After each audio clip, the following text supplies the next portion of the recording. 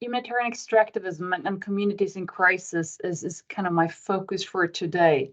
So I should say that I have a background in the children's rights movements. I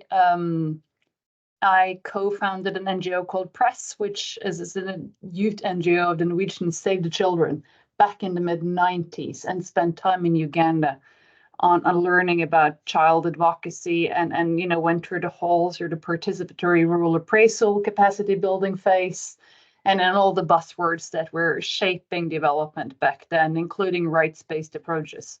And then moving into refugee work and other types of activist work, I ended up in academia. And then obviously I'm now, I've been through sort of the cycles of rights-based approaches, standardization, innovation, technology, digital transformation, safeguarding, resilience, robustness, et cetera, et cetera. So why this book? So what's the themes of this book? So I have 5 core themes for this book, which is a reflection on the work I've done on the digital transformation of aid over the last, I'd say, 12 years. So the first one is on the digital body.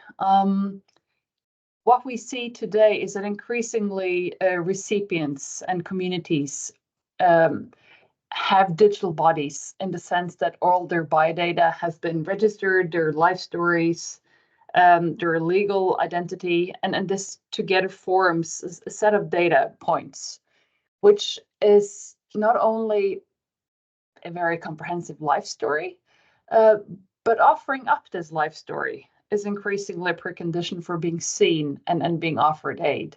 So unless you want to produce, and for example, your biometric data, it's difficult to be registered as a refugee. The system is no longer set up to register people on pen and paper. So, we can say that this is the same that you and I have to do. We carry around these, our phones, they're, miniature tracking devices. They know everything about us. But we choose to do this. We have a more or less dysfunctional contract with our telecoms provider, but we still sign up for this. And this is sort of the lens of power. The starting point is that a community in crisis doesn't have that option.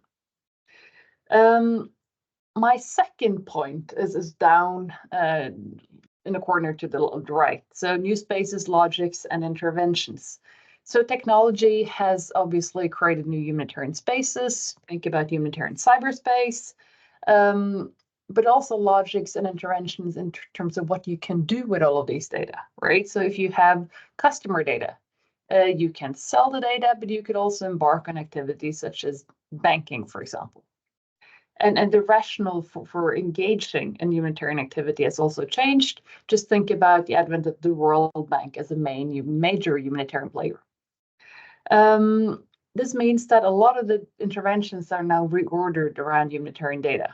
And I'm not saying that all humanitarian action has become, science fiction, but increasingly, humanitarian data is at the basis of everything from scaling food aid to registering refugees to planning and operations.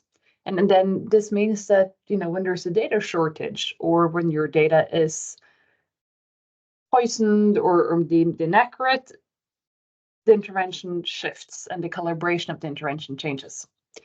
To be more effective, a lot of the NGOs and larger UN organizations have built databases that are no longer locally situated, but global, in the sky, in the cloud.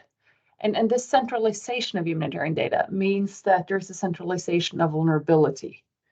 So when you have a global list of 50,000 women at risk, that's a different type of risk than having a local list of 50 people and having that same local list in lots of field offices.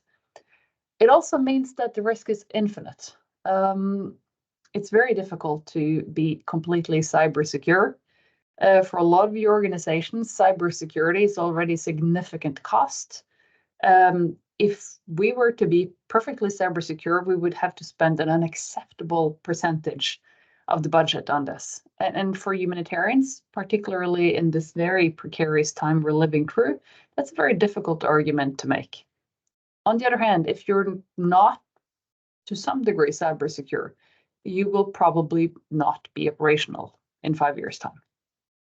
And then, of course, the multi-dimensional nature of risk, right? So it's the communities can be put at risk by the humanitarians, but surely the humanitarians are also put at risk by their own data management. So, one thing is when through bad luck or incompetence or something else, you end up putting lots of data online of vulnerable people. Then you put communities at risk. And then there are these sort of urban legends of stupid humanitarians. So my favorite story is the entrepreneurial one-man humanitarian who is very unhappy about this bunker at the border with Turkey, where this is a decade ago when the Islamic State is really making inroads and being a real threat. And so this aid worker, he tweets the location of this bunker, which he would like the US and other coalition forces to bomb, and just to get rid of the bunkers that refugees can safely cross. And then it takes the Islamic State cyber warriors 10 minutes to tweet back and say, we're coming for you, humanitarian man. We're coming for you, Mr. Aid Worker. We know where you are. And this person went into hiding and then pulled his Twitter account. But today this is obvious, but this sort of gradual realization that everyone has these tools, and it really creates risks for you personally, but your organization as well, is still sort of, I think, sinking in. So that's kind of my themes. And then why am I talking about this as extractivism? So to be quite honest, this wasn't my idea. I had a very long and academic title for this book, and then we have peer reviews. So the peer reviewer came back and said to the editor that this book was actually called Humanitarian Extractivism. And so I said yes. But it's a good title. It's been very helpful for me to work with. So what's extractive here? Because extractive has sort of a negative connotation of me taking something away. So the importance of data relations, historically, aid, at least as aid workers and donors have liked to describe it, has been about providing assistance. It hasn't been about taking stuff back. Today, it's quite helpful to think about this as data relations, where when I collect data as a precondition for distributing aid and programming, the other party is also giving something back to me. Then I'm interested in sort of, is this about the decline of stuff? In the literature, this is talked about as dematerialization and data valence, that we have this sort of constant surveillance becoming part of the humanitarian infrastructure. So constant connectivity, but also constant surveillance of the recipients, what they're doing, what they're eating, how many are going to school, where do they move around the camp, what do they do with their housing, etc., etc. And then, of course, people have written about extractivism before. So there's a great deal of literature on natural resource extraction in Latin America, where you swoop in and you kind of clear the jungle to build a palm oil plantation, or you want minerals, or you want gold or something else. There's another interesting element to this, and that's what we do in conflicts of war, conflicts. So I had a colleague who recently just noted in an offhand remark that humanitarians should be aware of how much they're really instrumentalized by political actors. I think a lot of humanitarian actors are keenly aware that they're being instrumentalized, but it is also clear that in a conflict setting, the job of humanitarians is to go in, provide aid, rescue people, provide basic health care, end suffering. And obviously this sets the stage for a transition, but also transition to kind of market access, to other types of players that are not necessarily looking to build communities and democracies. So we can also talk about ourselves as sort of a contributor to new extractivism. And then what's going on really? Experimentalism. So there's a long history of colonial experimentation on medication, infrastructure, transport. What we've seen in the field over the last 15 years, 10 years, is just that examples of products that haven't been properly tested in the global north because that was too expensive and cumbersome, or simply because it was very difficult to get permission for that testing. So I've worked particularly on drones. I have colleagues who've been working on biometrics or call data, but there are many, many examples. So what are we talking about here? I mean, what sort of experimentalism is playing out? So these are kind of my reasons for thinking about humanitarian extractivism. Then we're getting to the chapters. So there's an introduction, there's the digital bodies chapter, there's a chapter on the hack against the International Red Cross. Just a brief recap, almost 2 years ago, their Restoring Family Links database was hacked. After a few months, this became public. They had lost the data of approximately 500,000 people trying to be reunified with friends and relatives. And this isn't a story about how the ICRC didn't do their job. I was shocked by the critical academic community's failure to say anything. I mean, if this had been Oxfam or the UNHCR, we would have been up in arms.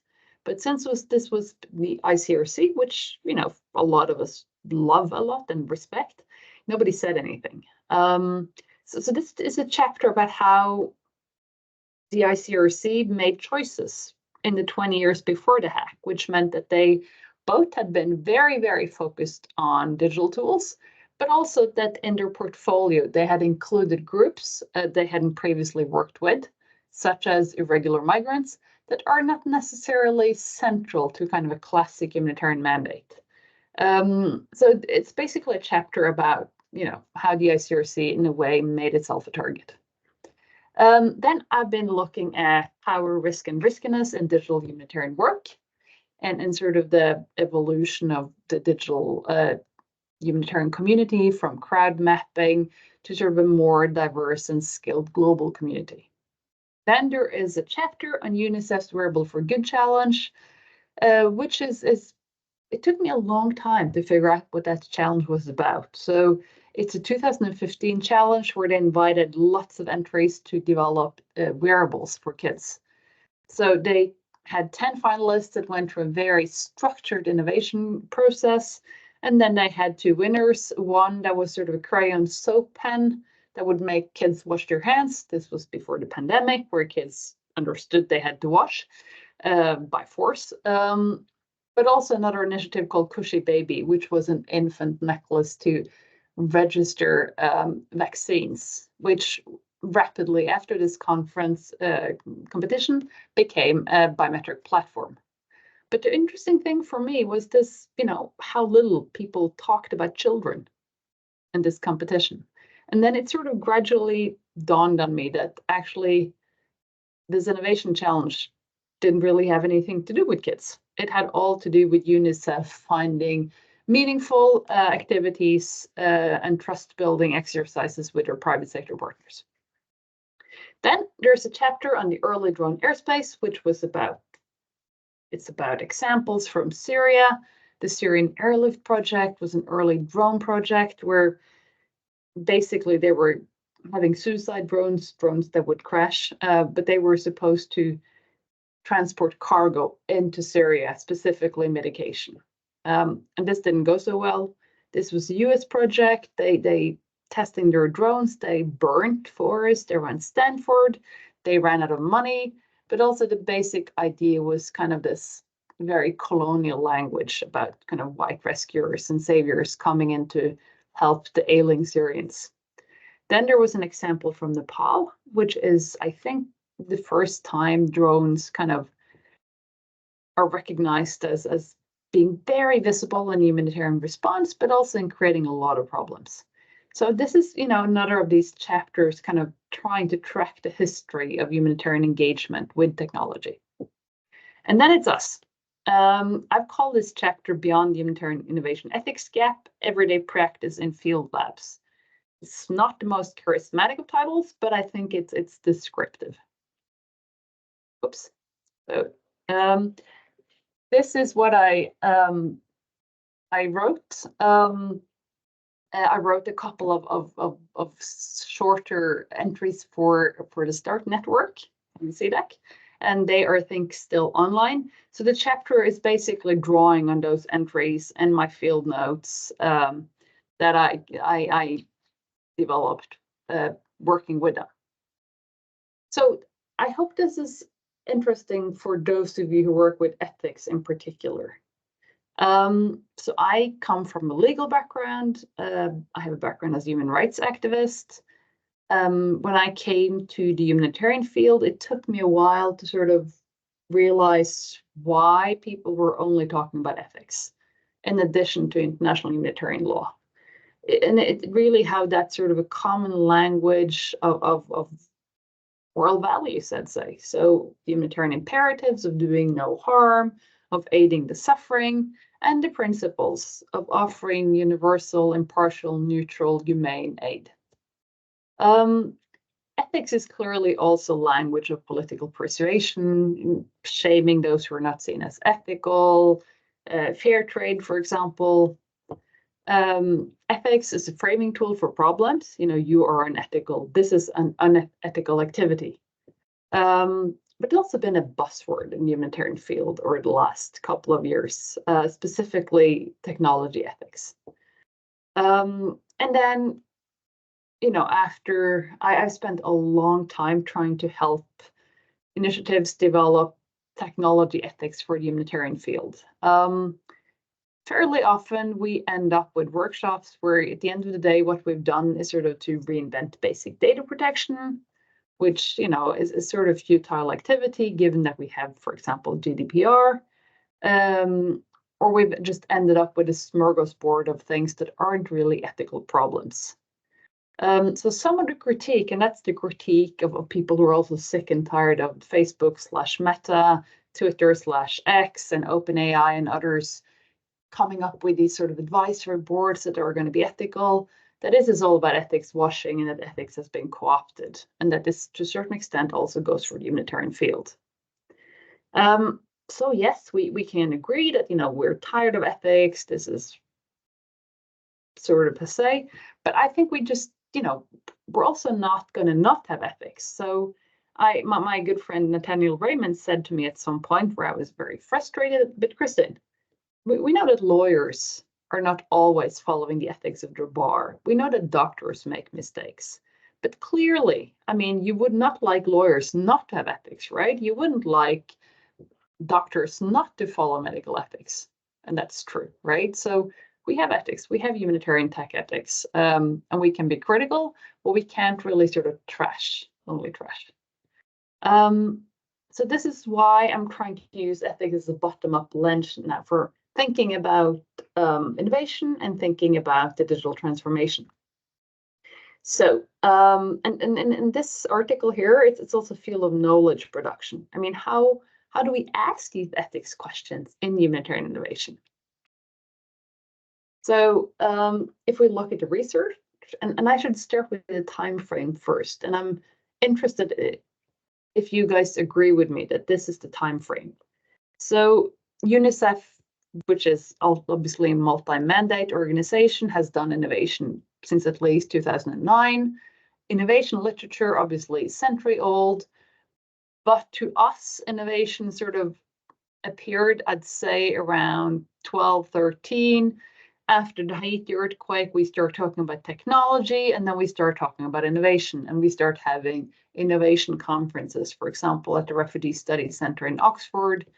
We have the Humanitarian Summit. We have these sort of attempts or funding, massive funding actually, of innovation projects.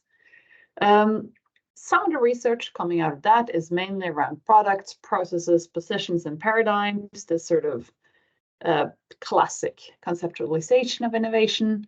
And then you have the critical academic literature, which isn't happy about the tech optimism, that this is neoliberal.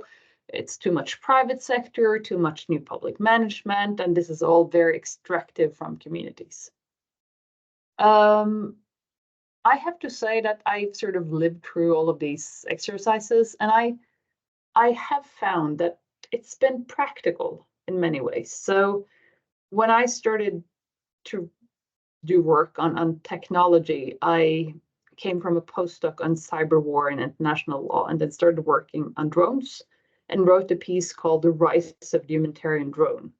It was sort of a convoluted theoretical piece. I don't think anyone read anything except for the abstract, but I also had military providers, they're being very excited about the humanitarian drone and inviting me to military exhibitions to talk about the beauty of the humanitarian drone.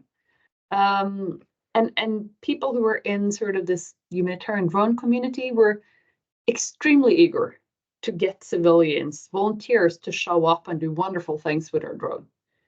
So it wasn't, this isn't the time of the drone wars, a decade, 12 years ago, but it was still a process to articulate risk and harm. To get people to understand that if your neighbor shows up with his drone, this can actually be pretty problematic. I mean, not because the drone is falling down and killing a kindergarten, which can happen as well, but simply because of the optics of surveillance, of all kinds of problems. And then ethics is good for getting recognition of these problems, that they are real problems that need to be addressed, and that someone is responsible for addressing them, and that the sort of response, the mitigation should look a certain way. And then for, practically developing normative positions. So I think this, I still like ethics as a tool. What I found fascinating when I started working with DEPS is that I looked around and looked at other labs where refugees or host communities were actively included. And I know that people working on this lab would be very happy for me to say this again, but I just couldn't find anything. I mean, there are lots of innovation labs around, but they rarely had the budget or inclination to seriously engage with communities. So what were the DEP labs? So the START and CDAC, this was a larger project on disaster preparedness. I got roped in 2000 and I think late 17 maybe, to be an ethics advisor. So they had labs in Jordan, Bangladesh, Philippines, and Kenya. These were defined as disaster-prone locations. These labs had largely local staff. It was a pretty, huge budget for such a short project. And my sort of role was to participate, to comment, to present, to write. I visited the Jordan lab. I came to joint workshop. I came to project meetings. I went on webinars, etc., etc. So, what was the lives of these labs? So they were staffed by very young people. And I have to say, I'm sure you guys work hard. And sometimes I think I work hard as well, but I've never seen anyone work as hard as these innovation teams. Very often staffed with young local workers that were highly competent, obviously in English. And then they had dual work languages. So in Jordan, was English and Arabic, for example. So these labs, they were kind of traditional development projects. They had to deal with more or less helpful local and national authorities. It was the context of crisis. There were community expectations, but they had something that development projects very often do not have. They had the innovators. So the idea of these projects that they were going to select teams of innovators that had an idea, bring them in, train them, and try to see if they had ideas that could be viable to help the local communities, and sort of go through this whole innovation cycle, which is, I have to say, extremely ambitious under any context. So what was interesting for me in this project is that, in a way, it's very Silicon Valley. It's a 5-stage program. The whole language is very Silicon Valley, fail fast, 7-step mindset, etc., etc. But all of the labs were constantly engaged in sort of working through the process of capacity building, but also translating and adapting both the concepts so they wouldn't be seen as extractive, but also themselves, so they wouldn't be experienced as extractive by the community. And obviously, in a project like this, this one in particular comes with very inbuilt tensions, and I'm just going to try to sort of show you some of them. So just to recap, I'm sure a lot of you are not reading Silicon Valley 5-stage programming every day. So this is about defining the problem. I mean, if you're going to innovate something, it's better to have a problem in need of a solution, or because this is something we all know, particularly if there's anyone here working in logistics, that people call you up and they have a solution that need the problem. Please give me a humanitarian problem. So defining the problem, and then there will be a pre-selection of promising teams and ideas, and then you actually go through this. Once you've defined the problem, you go through this process of innovating. Not necessarily a thing, right? It can be a paradigm, it can be a process, and then developing the implementation plan, then testing and partnerships, and then diffusion and scaling. So all of this is very regimented. I think someone needs to turn off their, put on mute, thank you. And of course, there were lots of stuff to be translated. So mindset, for example, what on earth is a mindset from Silicon Valley when you're sitting in sort of the pouring rain in the Philippines? And then this idea of failure. So American culture has innovation culture has a very sort of, I think, ambivalent idea of failure. So obviously you fail. We all know that, for every successful innovation, most other attempts fail. There's even a great website called Failery where people talk about their failed innovations, but also almost as if presenting that as a product. But just both admitting failure and assigning failure to others, shaming them in a way, is a deeply culturally contingent process that needs to be handled carefully, but also needs to be dealt with according to whatever the local dynamics is, right? So certain groups, certain genders, age groups probably would need to be treated differently in, for example, a public seminar where we're going to select and deselect innovators. And this is also something that's different, right? It's a very structured and visible process of selection and deselection. So in the beginning, they had these many interested groups and people, and then you narrow this down to groups that are viable. And if some sort of group turns out to be dysfunctional or doesn't work, it's going to have to end. Otherwise, it's just going to suck out resources without any result.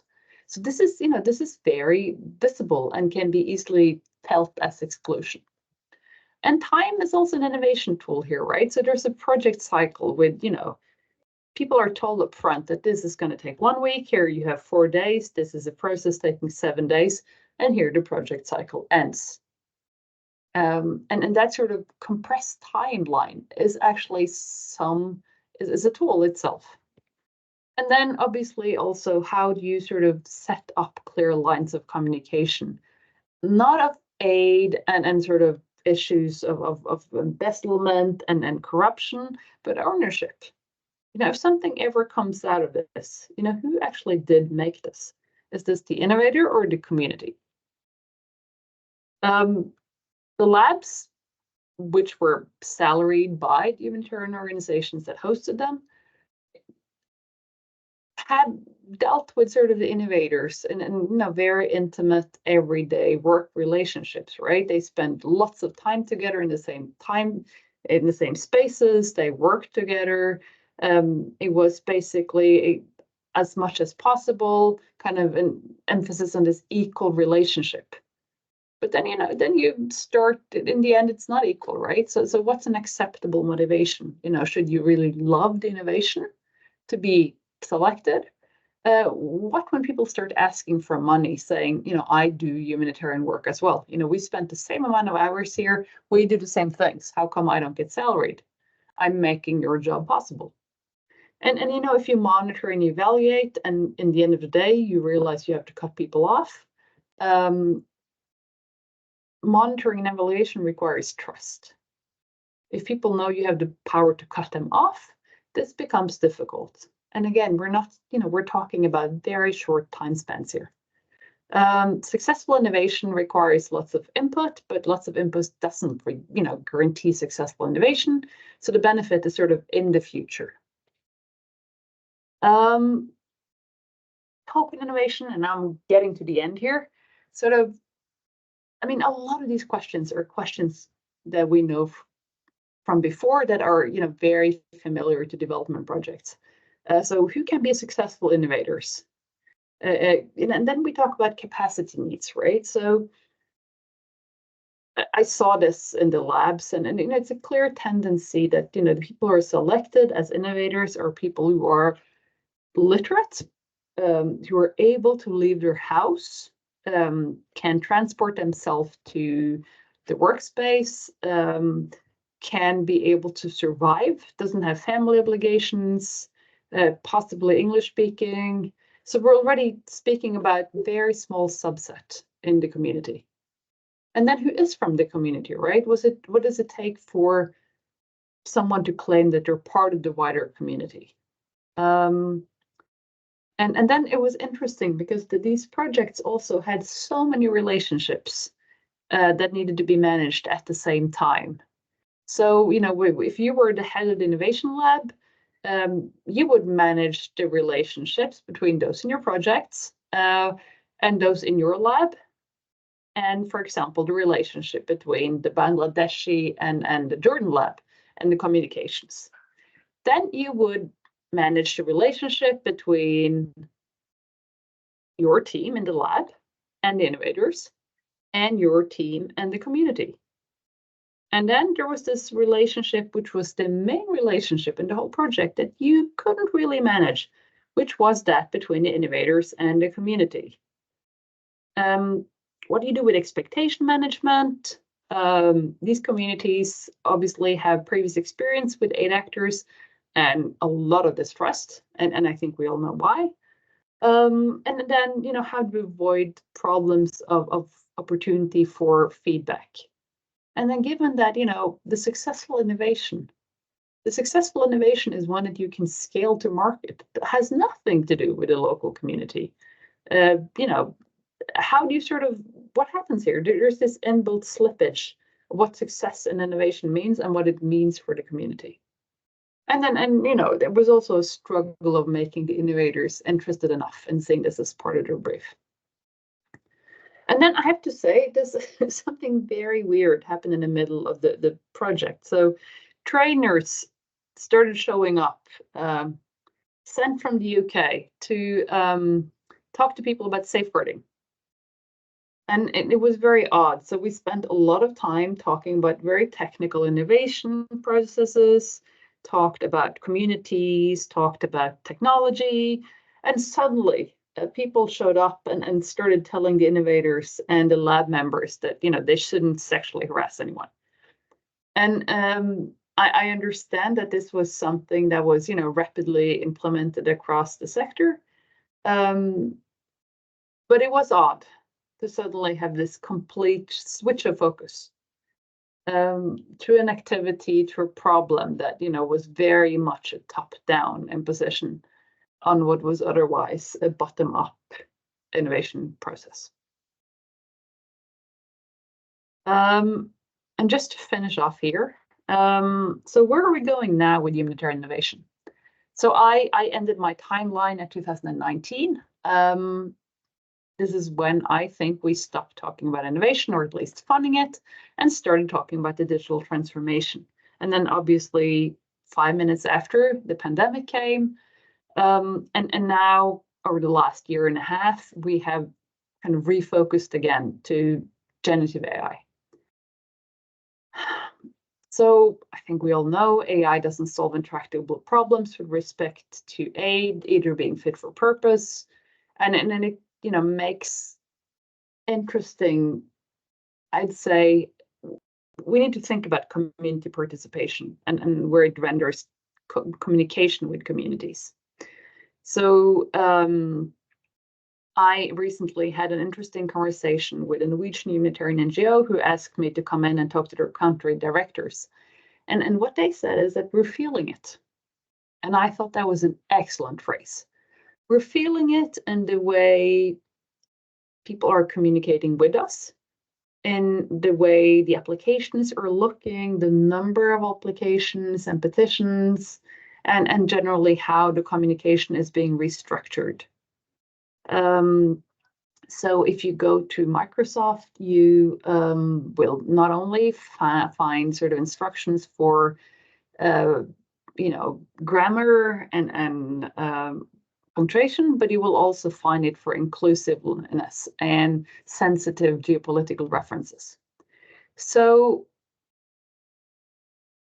I think, the sense that we're feeling it, the sense that communities are able to communicate a lot more, but also that this looks generic in the other end, that you stop trusting. So communities distrust, but humanitarians also distrust a lot more. And I think we're going through a process of sorting out who are the trusted actors that we will engage with, and then being very skeptical towards everyone else, regardless of how shiny and prepared and smooth, the grant proposal looks. So I think just figuring out, what's going on, what will be going on, what are the promises and pitfalls for engaging communities, and then trying to get to some mitigation strategies. And I know CDAC is already doing this, but I'm very happy to continue to be part of this conversation. So thank you.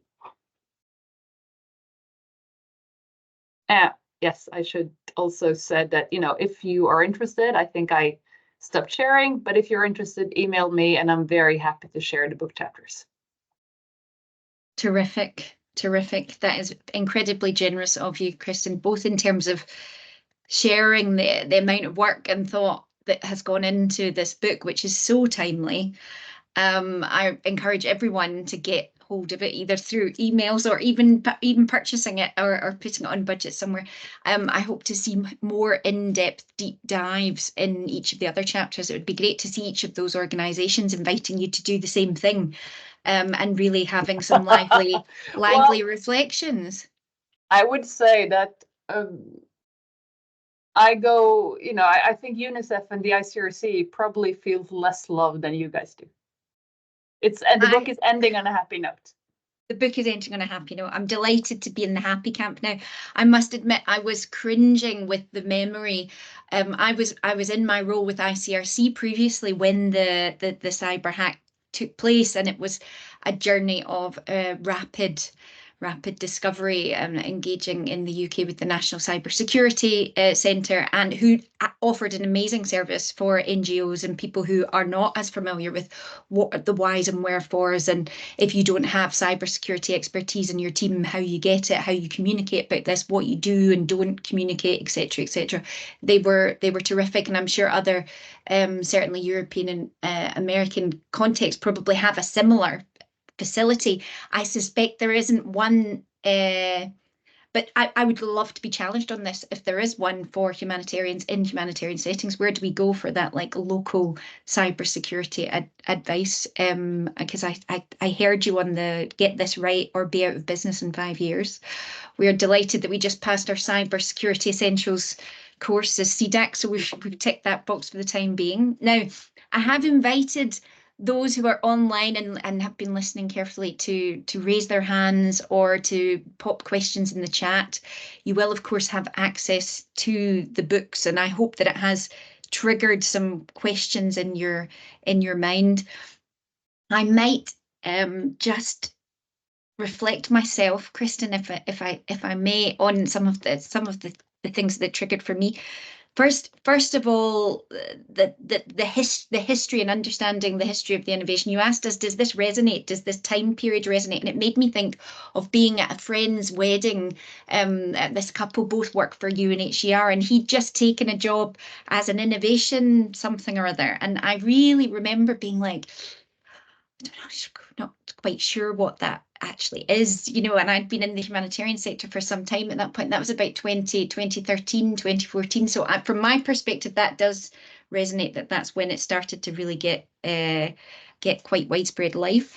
I've been sort of in and out of this for years, sort of observing some of these things, but I sort of wondered if there's been if you think there is a significant shift or paradigm shift now, I know we're all obsessed with Gen AI and it is making us all feel it and it is changing the information environment and we know those things, but are there some bigger sort of shifts that we need to be thinking about? Because when we went through the digitalization period of the last almost decade now, particularly with the cash agenda and various other things, we digitalized and we came up with lots of digital principles and data protection practices, at least at the policy level.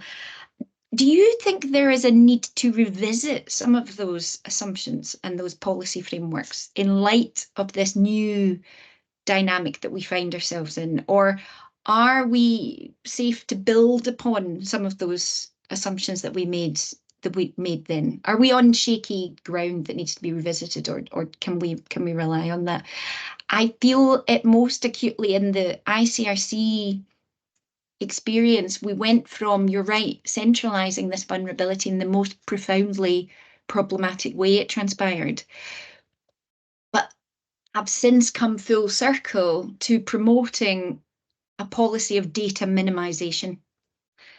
And then throughout that period, there was an increasing awareness of the risk of certain types of data, and this biometrics data policy that the ICRC had at the time, which was, we can't keep it safe, so we're not going to collect it. Now, that doesn't hold true across the entirety of the humanitarian sector, as we know, and not everybody's in a position to take that kind of principled stance.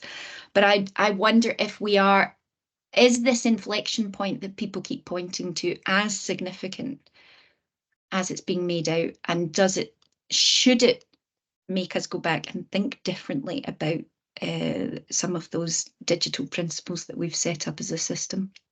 Over. Thanks. Those are great comments and questions. So, when we started innovation, you could get this small grant and you could develop the app, and it was a lot about sort of tinkering, and that organizations suddenly had innovation units and did this for a thing. I think we're now looking more towards procuring. I mean, I think there's less a sense that you make stuff yourself. The services are out there, and the global supply chain is the humanitarian supply chain. It's about, Julia Coppi last week said, it's no longer so much about using the technology, it's about understanding implications of what you buy and how you train your staff and what this technology can do and can't do for you. So that's one sort of change. And maybe that's, financially, that's probably might be the most economical approach. And then obviously, I think there's a bit more law. I've talked about this extensively every time I have the chance. I do so, I guess. There's the AI Act just coming around, GDPR, other types of data regulation. So some of the principles are, if you are a UN organization, you have, immunities and privileges. But if you're an NGO, this is the law that binds you. It can be from your donor, it can be in the country you're operating, et cetera, et cetera. And then there's this kind of, we talk about black box as technology related. But to me, the black box is very often host country agreements. What does your NGO have to give up to be able to work in a certain country? So very often NGOs are criticized, the UNHCR is criticized for giving the government access to data, so and so and so. But they have signed something, obliging them to do this. And if they wouldn't sign it, they wouldn't be there. So blaming the humanitarian actor, yes, maybe they deserve blame for collecting the type of data they can hand over, but also it's structural. So with data minimization, yes, in a way, it's a positive development. But my question is more, is this possible? Right? So with the tools I have today, I can go on the Wayback Machine, but also, dig through your website and put data together in a very different way than I could before. I can canvas sort of repositories. And this is why, for you guys, I'm interested in this humanitarian data archaeologist. The difficulty in taking down of websites, getting hold of databases, deleting stuff. It means that there's just so much data out there. And, you know, people change jobs, et cetera, so how can this data be accessed and put together, for example, in ways that, so you can say you minimize the data now, but that's the data collected in the future. What about the data that already sits there? So how sort of can we dig through this and manage it? So should we revisit? I mean, I think it's a huge win that the new core humanitarian standards have data responsibility thinking in them. You know, things aren't moving super fast. But I do think that I know you guys don't really like lawyers and you don't like regulation and due diligence and legal compliance. But, you know, it's going to be a significant part of what you guys do to sort of stay afloat. This is when I out myself as a former lawyer, Kristin. Like, I like them, but I've also edged away from them deliberately. But I think when you spoke at the CDAC public forum last year, you had a great phrase. You said, like it or not, this may be the Trojan horse, which brings in more legal regulation than the humanitarian sector has ever been used to before. Through the procurement of some of these new options for us, which will come with these regulatory frameworks, and I think we may be looking at a very short runway for buying these things, and then these rules and processes being around us.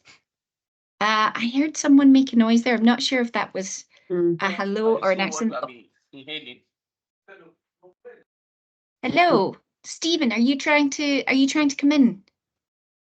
No, I think it's just an accident. Okay. But I do think, I mean, there is, I think, something really, I mean, I was not making fun of safeguarding, but you know, noting that it was a very odd elephant to suddenly trample into the room. But it's also an example of how effective scandals can be in mobilizing resources and focus in the field. And I've talked with a number of humanitarian actors and lawyers about, you know, what do we need? What do we need to sort of get a focus on this? And they're like, we want scandals, but they're hard to document. People don't want to talk about them. But then they, you know, a lot of them point to safeguarding as an example of how quickly policy can shift if there's a willingness. I know a lot of people that are very interested in scandals. They tend to be journalists, and the CDAC network, it benefits enormously from our media development organizations, many of whom are just filled with these clever people who have done journalism in the past, and they have these instincts and they ask questions in a slightly different way. And they play a really interesting check and balance on some of my more bureaucratic tendencies. And I think that there is definitely merit, and I've seen that people are sort of investing in investigative journalists having enough literacy around technology to be able to interrogate some of these power dynamics that you're hinting at. What hasn't happened thus far as I'm aware, is that the people who are looking at the technology power dynamics writ large have really turned their attention on what's happening within our little subset of the world in the humanitarian aid sector, and that for understandable reasons. There's bigger stories to tell at the moment, but there might be some interesting stories for local journalists in particular. So speaks to a commitment to media development and investing in journalism to keep us all aware of when those failures are playing out, when we might not be as inclined to see them. So we talked about your point about data. I thought your diplomatic approach to the naivety of the humanitarian sector, that was appreciated. I think we can also be quite willfully ignorant sometimes, because it's just quite complex to think about the scale of risks and instrumentalization that's going on sometimes. You said at one point, those who work with ethics, or those who work on ethics, and it made me wonder, I wonder how many of us actually identify as working on ethics or with ethics as on a day-to-day practical level. Like, it's great that we have some evidence of this, and it floats around in the ether, but the practicality of it, or the sort of identifying with it really strongly, I'd be curious to hear from others how they feel about that. Particularly, as you say, we have this community of practice that we've established again in CDAC in the last few months around how do we keep the sort of community engagement and the shifting the power dynamics that CDAC's known for in the conversation, whilst also trying to support what constructive innovation and change could mean in the sector. And so this community of practice on AI has been meeting a few times to talk about what might community engagement around AI-enabled applications in the humanitarian sector look like, and when would it be appropriate, and how would we do it? And what it strikes me, listening to the chapter and the work that you've done previously with the CDAC Innovation Labs, is just how much we have to build upon from those experiences of doing operational ethics in practice. And there must be an awful lot that we can take from that and bring into the blueprint that we're trying to pull together from these wider conversations. If I can just say just one thing on the lab. So as different from traditional development projects, they didn't show up in the community saying, I'm bringing you 20 buckets. Yeah.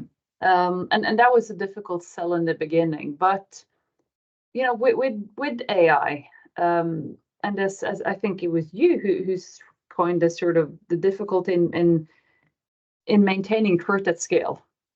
For our sector, how can understandings of suffering, of needs, of numbers, of this is a child, it's not a terrorist. How can we maintain these humanitarian truths? And in a way, I've been wondering lately whether there's something to be said for these innovation labs, because in a way, what this innovation lab was doing was training people very quickly. It was also a type of summer school, 3 months hardcore education. But and although you can laugh and say this is just an app, or this is just in the end of the day you invented this pen, but it's a tangible way of engaging, which is not related to conspiracy theories or sort of messages you can't control. So I've been wondering if there's something else with these sort of very practical and physical meeting places. Obviously, it's a drop in the ocean, but at this point of time, how do we keep engaging in communities that understandably are getting very skeptical of motivations, intentions, and practices? And we may have a risk of well-intentioned but disparate efforts, and perhaps labs also allow us to learn from one another more rapidly, or work together on processes. I'll put that out to certainly wider CDAC members and have a conversation about who's interested in. If I can just say that would be very welcome. I think at least in the academic literature, there's a tendency to dismiss all of this as some sort of neoliberal, meaningless intervention. And when you sit in your ivory tower, it's very easy to use fancy words. But I think if we can create a different story and take out what actually worked, and try to bring these relationships into light and complicate that sort of fairly negative story, I think we can look differently upon innovation. And again, things didn't used to be great, right? And this is why we had innovation in the first place, because we're trying to improve the sector. Yeah. And on that happy and inspirational note, I'm going to draw our expert seminar to a close, and thank you again on behalf of the CDAC community, Kristin, for both being involved and being an ally and supporter for such a long time, and for giving us your time and thoughts today. Thank you ever so much.